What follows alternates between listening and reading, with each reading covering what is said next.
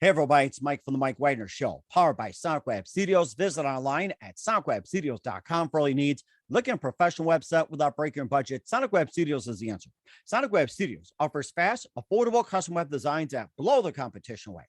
Call today, 1-800-303-3960. That's 1-800-303-3960, or email to support@sonicwebstudios.com.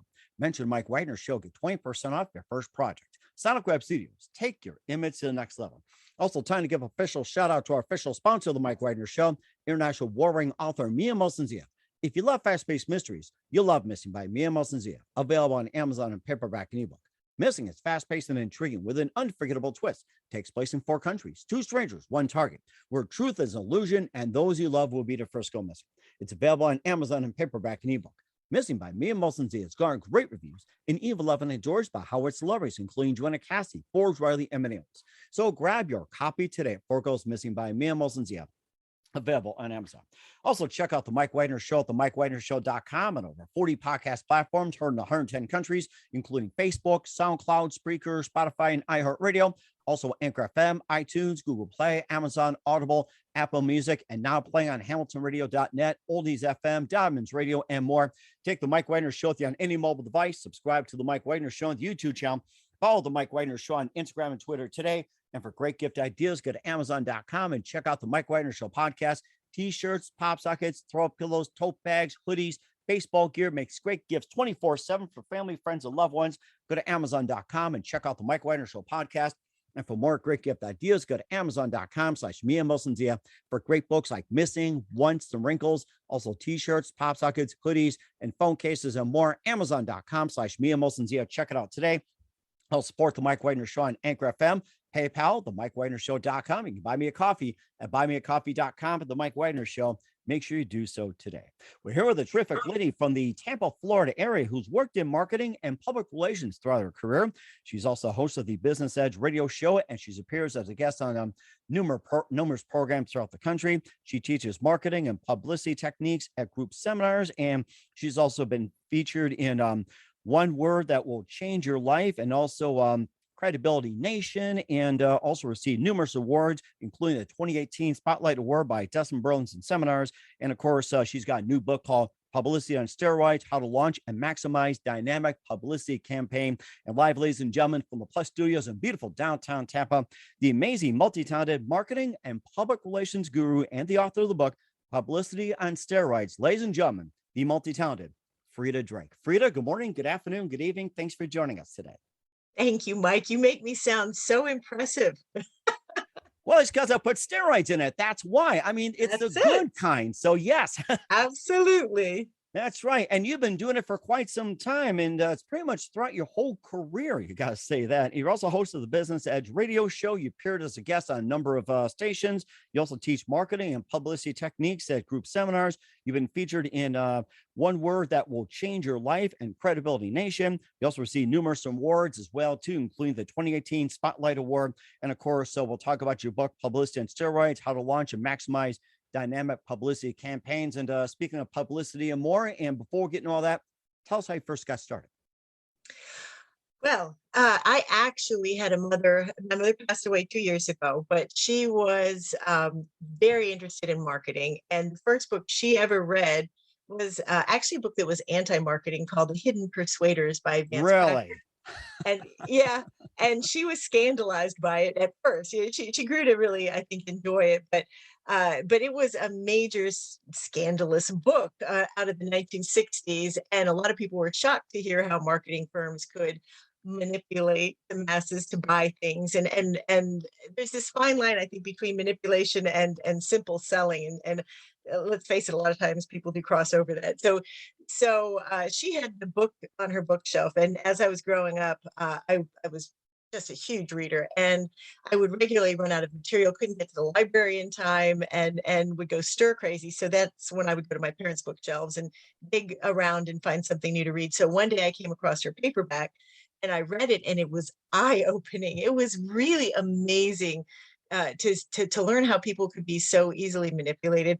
But also, I think ultimately, even though it was more of a negative book in a lot of ways, it sparked that interest that I've always had since then in both psychology and marketing, and ethics too, because there's always this fine line, as I said, where you have to be ethical in what you sell, but you also want to be presenting the best way you can, putting your best foot forward. It's like a beautiful woman on a first date. She can either choose to wear makeup and the right clothes, or she can, look kind of schlumpy, wear a sackcloth, wear no makeup, hasn't washed her hair in a couple of days, and obviously she's not selling herself properly. So there are ways you can sell yourself or your products that are more effective than other ways. And that's what really started me on my journey. So after that, I actually dabbled in sales management and selling, in addition to marketing and PR. And I found the three were really intertwined. Um, and although marketing and publicity are my passion, and that's what I've done most of my life, I will say that I discovered, both in being a selling manager and also being in sales, that they are very dependent on the proper marketing and the proper publicity. Mm, And so that's what really led me to write the book.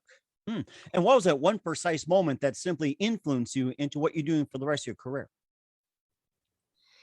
Ah, that's a really good question. Nobody's asked me that. I would say that it probably was when and I won't say which political party, but I was involved in politics, and did work as a spin doctor for a political party. I learned that politics is very much like watching sausage being made. You really don't want to be in the middle of it. And, Yes, ground. It's like, you brought up sausage. That's one of my favorites. So I don't know the details, but I still love sausage no matter how they make it. exactly. And sometimes we love something more if we don't see the process. And so I found it was really interesting, and I have some fascinating stories about when I was doing spin control.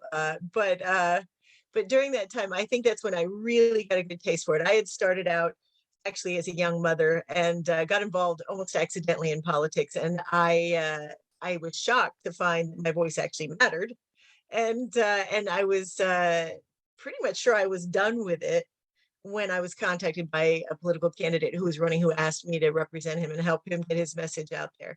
And that's really, really how it all began. And that's when I realized how exciting it could be.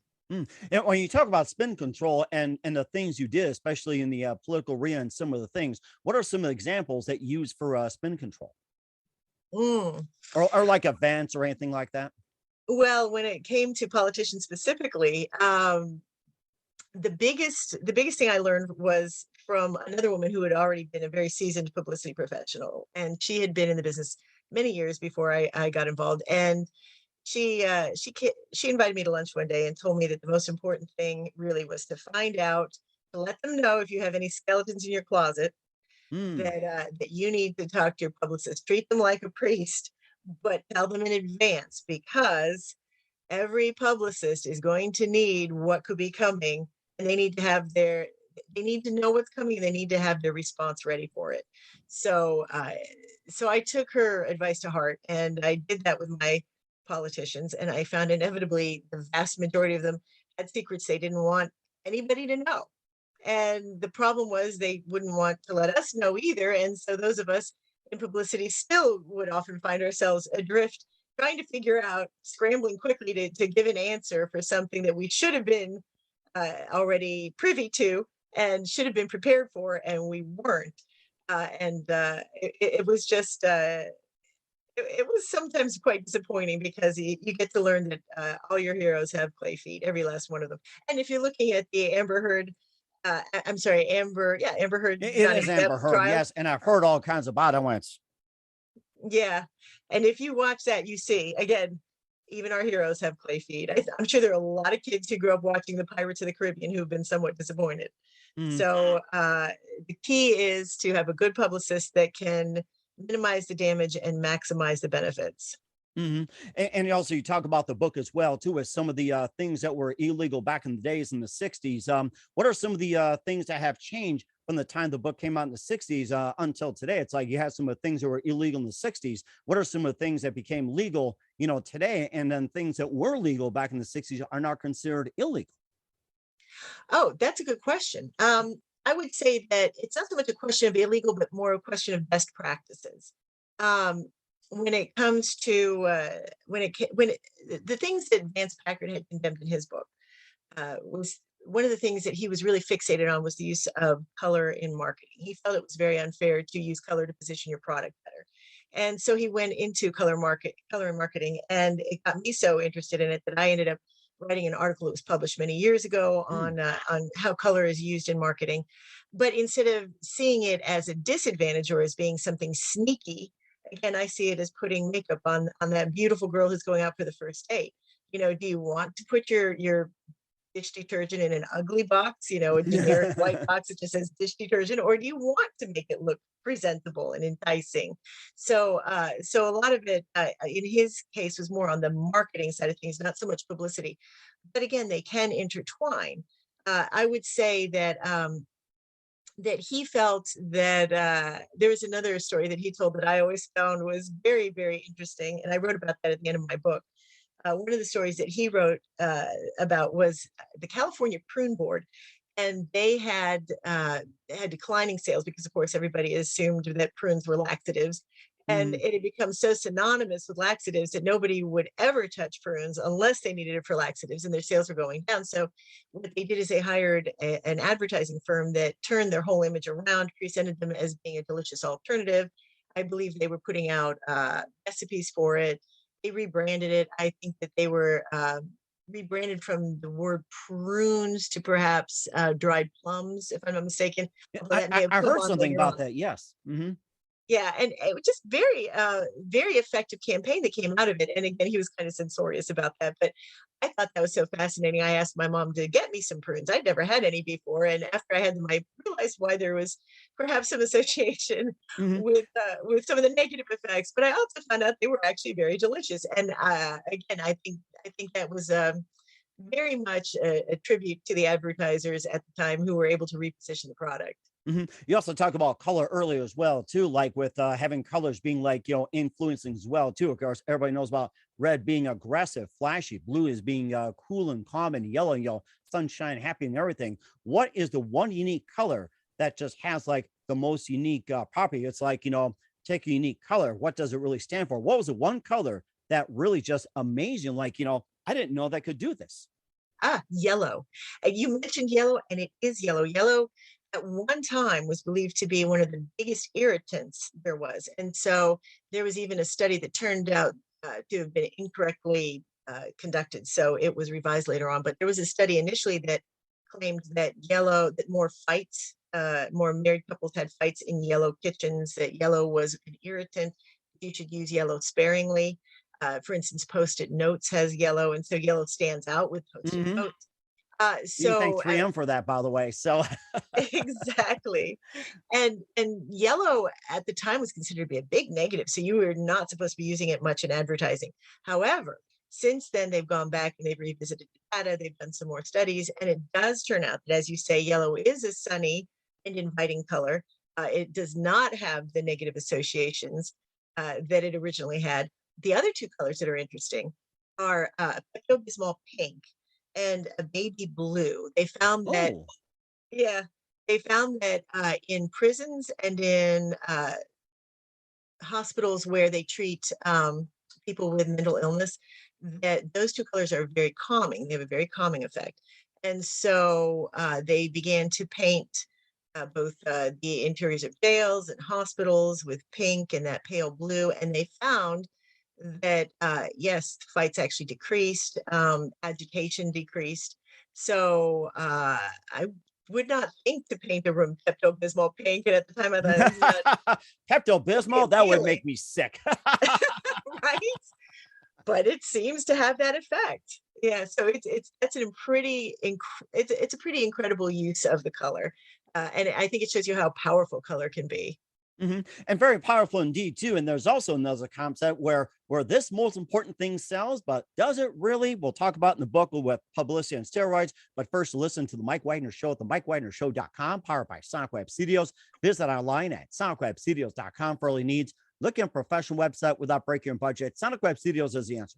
Sonic Web Studios offers fast, affordable custom web designs that blow the competition away. Call today, 1-800-303-3960. That's 1-800-303-3960. Or email to support@sonicwebstudios.com. Mention the Mike Wagner Show, get 20% off your first project. Sonic Web Studios, take your image to the next level. Also, time to give official shout out to our official sponsor of the Mike Widener Show, international warring author Mia Mosensia. If you love fast-paced mysteries, you'll love Missing by Mia Mosensia, available on Amazon in paperback and ebook. Missing is fast-paced and intriguing with an unforgettable twist. Takes place in 4 countries, 2 strangers, 1 target, where truth is an illusion and those you love will be the first go missing. It's available on Amazon in paperback and ebook. Missing by Mia Mosensia has garnered great reviews and even loved and endorsed by Howard celebrities, including Joanna Cassie, Forbes Riley, and many others. So grab your copy today. Goes Missing by Mia Mosensia, available on Amazon. Also, check out the Mike Widener Show at themikewidenershow.com on over 40 podcast platforms, heard in 110 countries. Take us with you on any mobile device. Subscribe to the Mike Widener Show on the YouTube channel. Follow the Mike Widener Show on Instagram and Twitter today. And for great gift ideas, go to Amazon.com and check out the Mike Widener Show podcast. And for more great gift ideas, go to Amazon.com/Mia Mosensia for great books, merchandise, and more. Also support the Mike Widener Show on Anchor FM, PayPal, themikewidenershow.com. You can buy me a coffee at buymeacoffee.com at the Mike Widener Show. Make sure you do so today. We're here with a terrific lady who's worked in marketing and public relations throughout her career. She's the author of Publicity on Steroids, How to Launch and Maximize Dynamic Publicity Campaign here on the Mike Widener Show, author Freda Drake. And before we talk about the one thing where they say it sells, but according to your book, it doesn't, you can just also explain to your audience the difference between publicity and marketing. Thank you. That's a brilliant question because it's one of the biggest areas of confusion that I've run into. And I know that when I started in the careers in my career, somebody had said to me that they were different, and I was shocked. I thought, the same thing. They're not.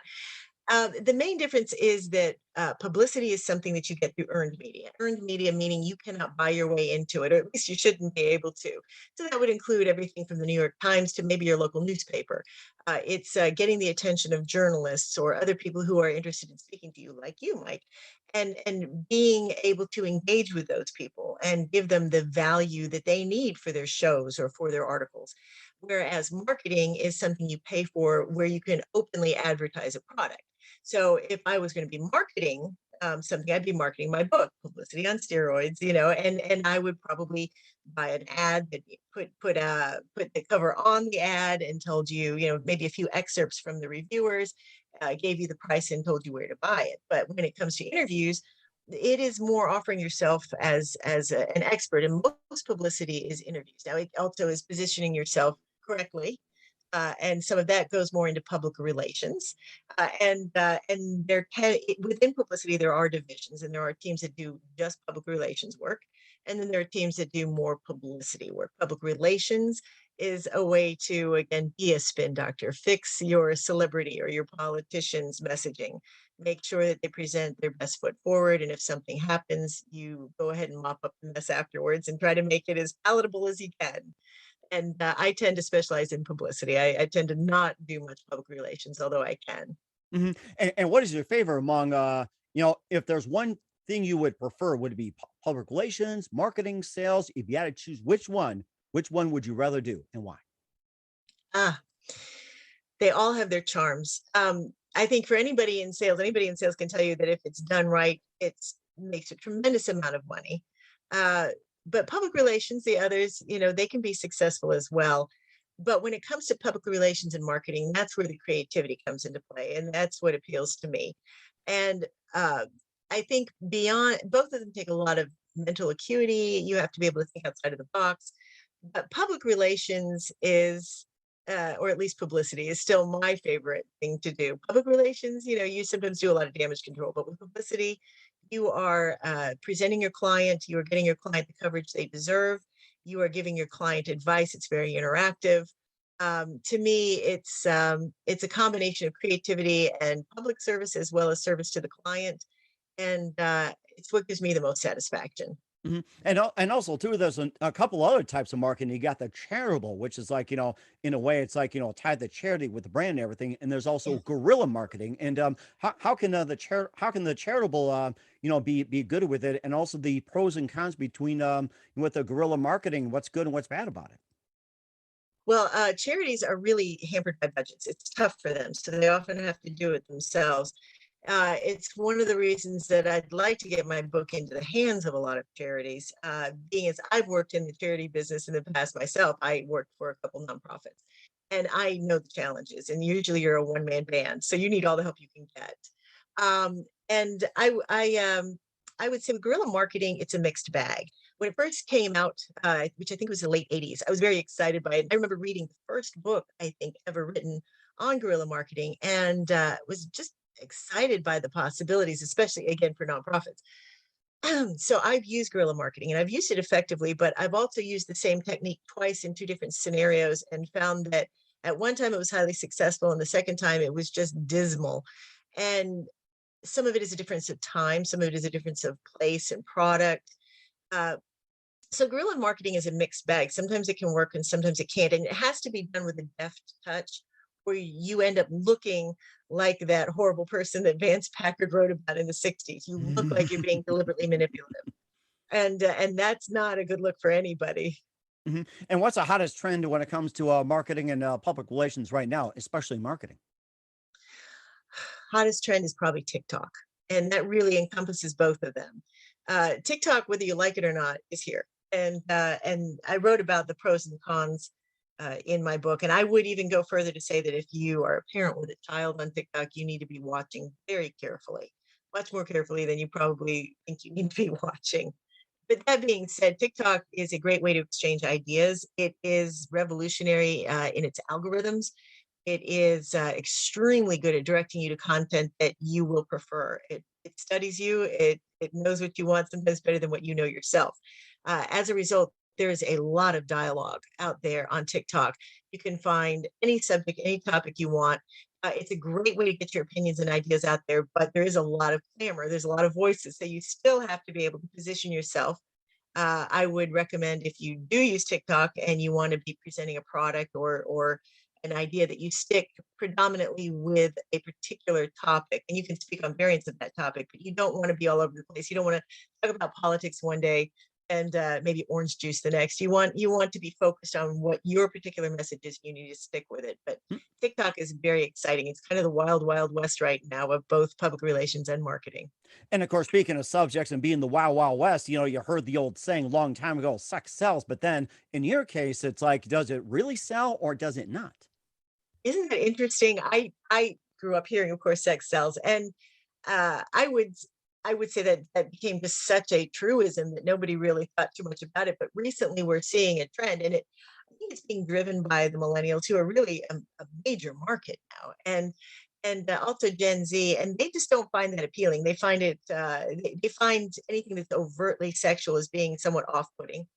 They want to be appealed to differently than what the other generations did. So you can't just there's still absolutely a market for the bikini glad girl on the Harley motorcycle calendars, but there's also when it comes to certain products, there needs to be some repositioning perhaps in the market, especially now that you're trying to appeal to a younger demographic. The boomers are still a very powerful demographic. Gen X is sandwiched between the boomers, and the millennials are the smallest of the generations. The next biggest generation, the bigger generation with a lot of buying power now, are the millennials, and they think differently. That's rather interesting too. And of course, you got the small businesses out there trying to get publicity. And what's the more common mistakes when it comes to trying to get publicity, and what can they learn from it? Well, I think mm, one of the biggest mistakes, and my pet peeve, are the small business owners who think that if they know one thing, they know everything, and it's an easy trap for anybody to fall into. Really, we all make assumptions.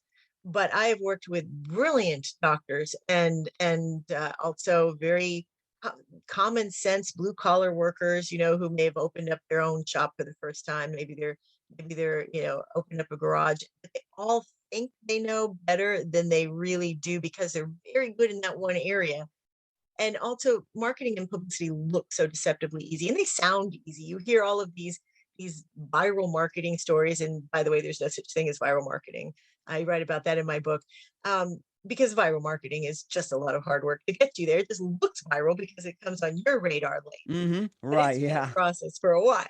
And so when it comes to big business or small business, anybody who's at the top generally tends to think they got there because they know a little bit about everything.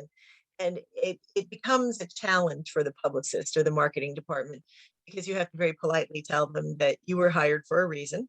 and that you have the credentials that they actually do not have. And while you can't tell a plastic surgeon how to do a beautiful facelift, he also should not be telling his team how they should be doing the publicity and marketing. And I think that's a challenge, and it's difficult to convey because you don't want the owners to be turned off by that, but they also need to step back and value their personnel, I think, a little bit better than they do. And I think it's very common across all sectors. I hear it constantly from my colleagues. And also, too, another common marketing technique this has been done for a long time is giveaways like pens, keychains, balloons, coffee mugs, T-shirts, and everything else. And are they considered worth it, or has that changed? That is a tough one. It's tough to find a lot of data on, but from what I could do, I did a lot of research, and the best I could come up with is that it is a waste of money. And that kind of goes against, again, the standards that we grew up with. I mean, everybody can go to a trade show and they'll hand you a bag and you hold out that bag and you go from one booth to the next and they'll throw in pens and pads and you name it. And they're hoping you'll go back and use it. But the truth is that very few people actually end up using all those tchotchkes that they get. And what they'll do is they'll pass it on to a friend or throw it in the Goodwill box, or they will pass it to a kid. And they might even use it temporarily for a little bit until they get something better.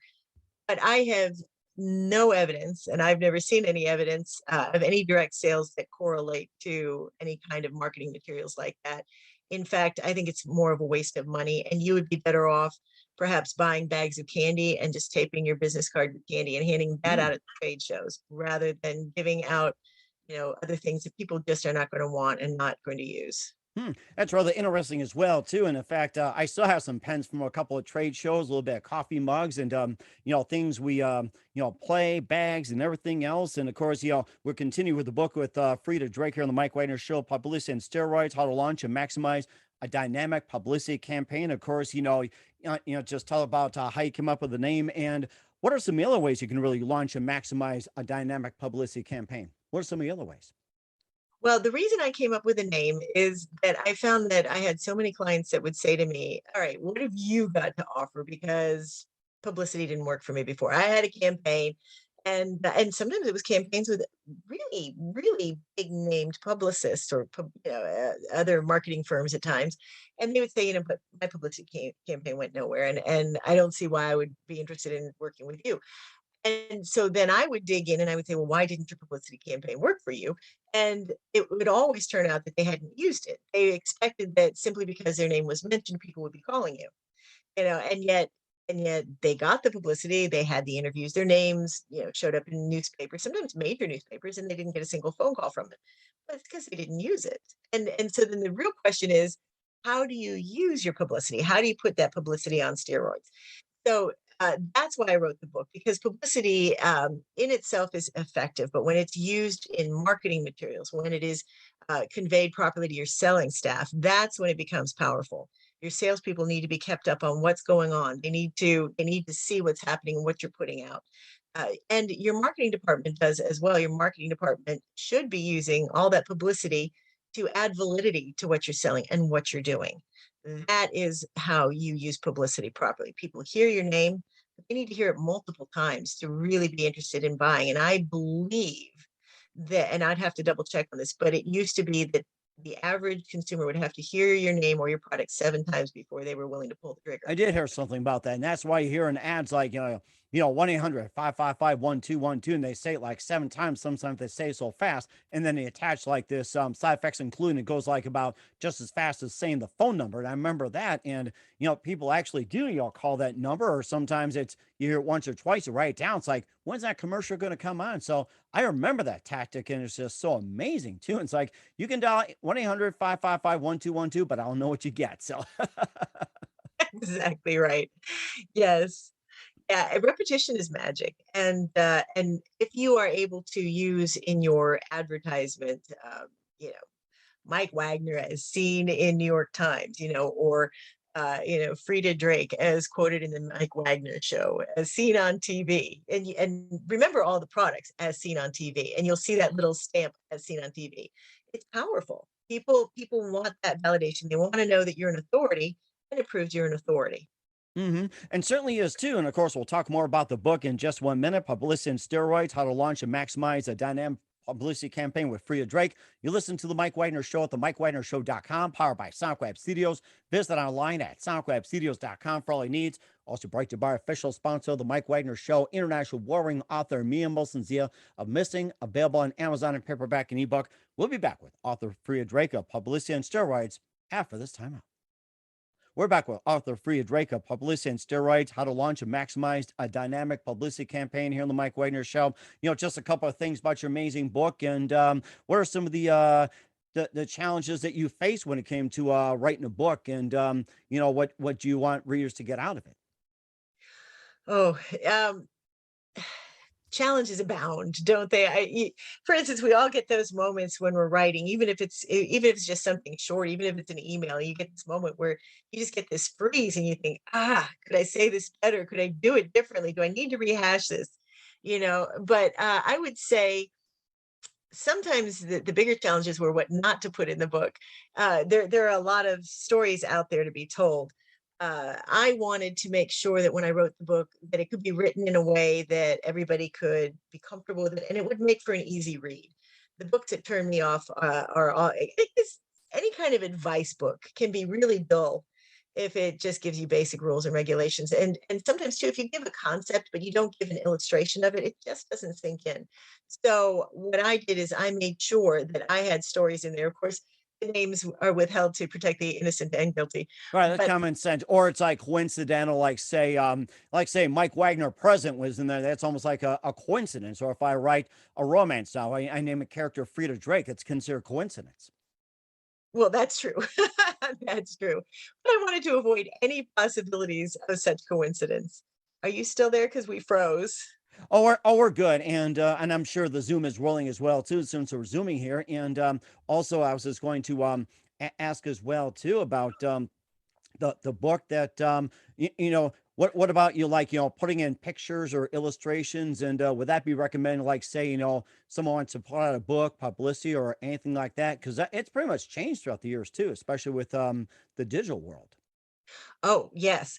It depends on the book.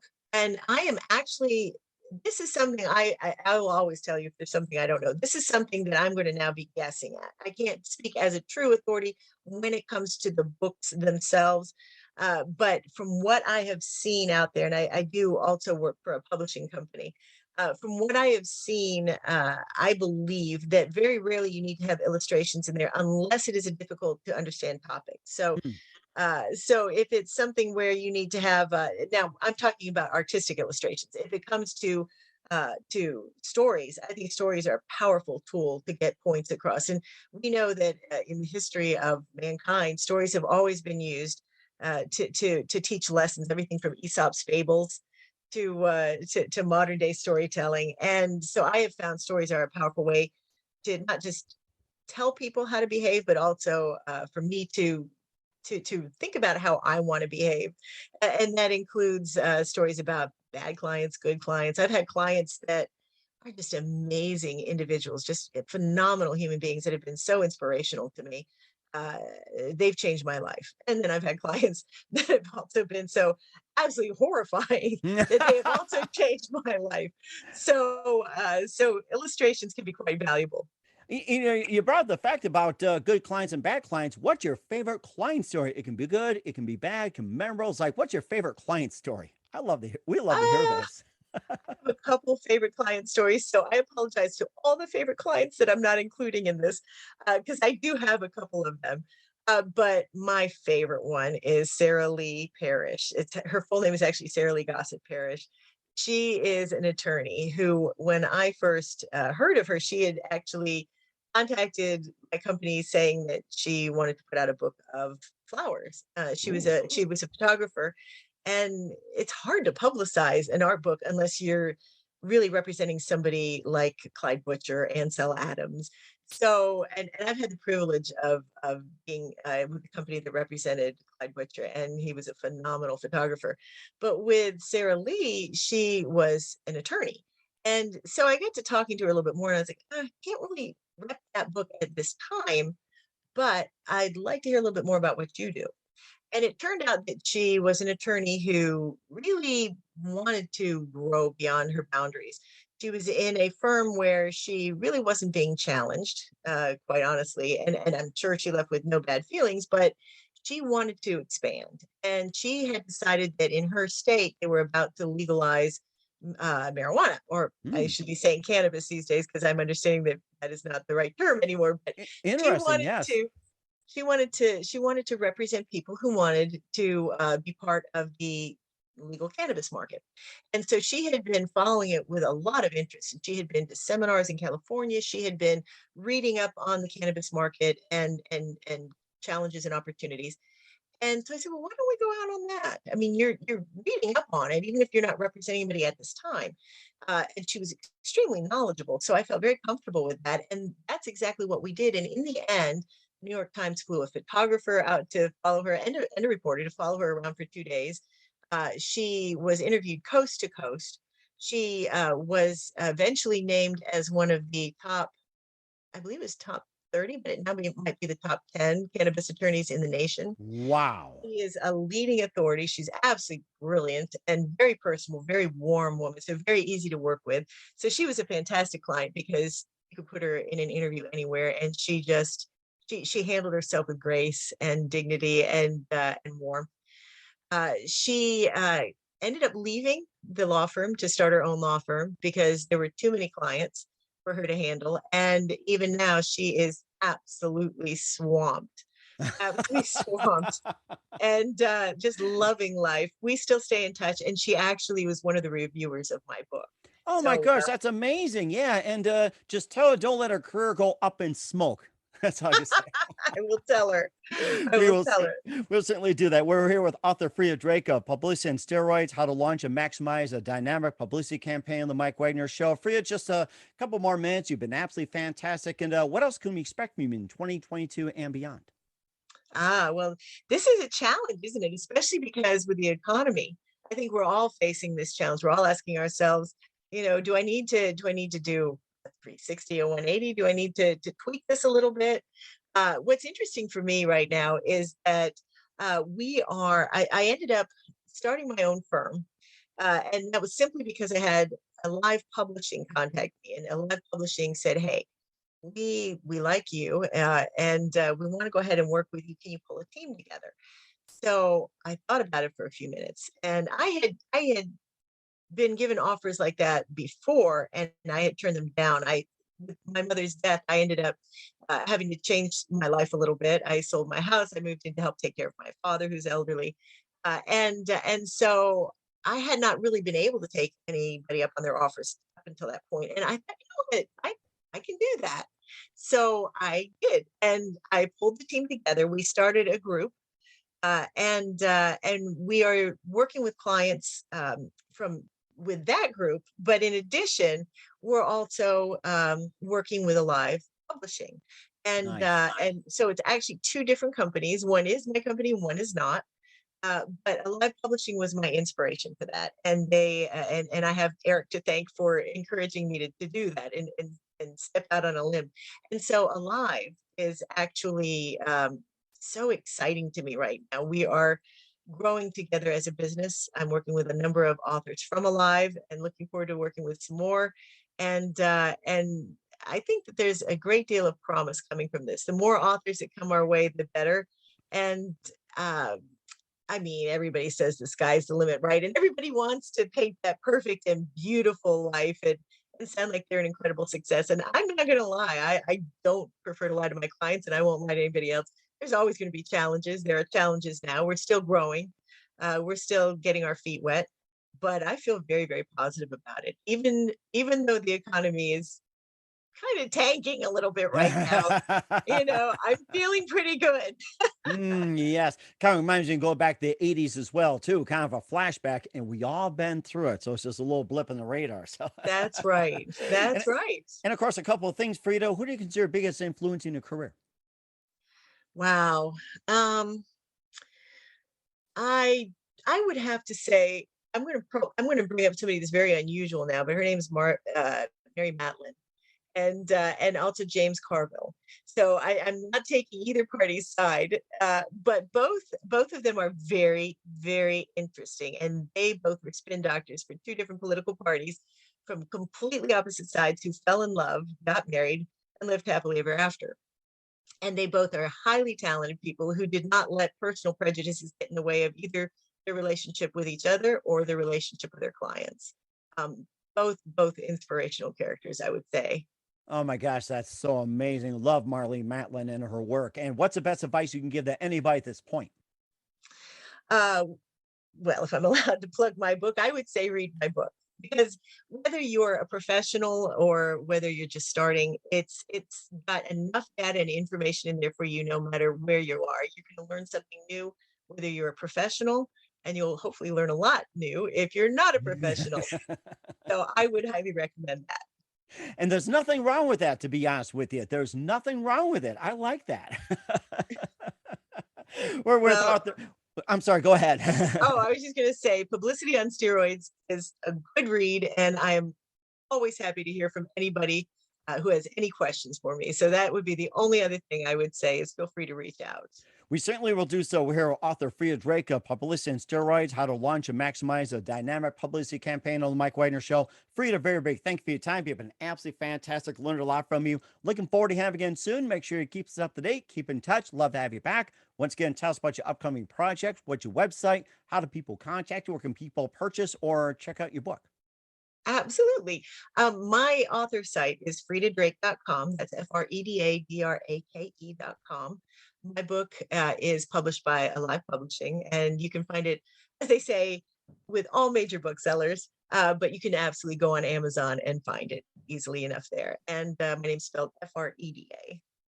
We certainly will do so. Once again, Freda, very big thank you for your time. You've been totally amazing. Looking forward to having you again soon. Make sure you keep us up to date. Keep in touch. Love to have you back. We wish you all the best. You've got a great future ahead of you.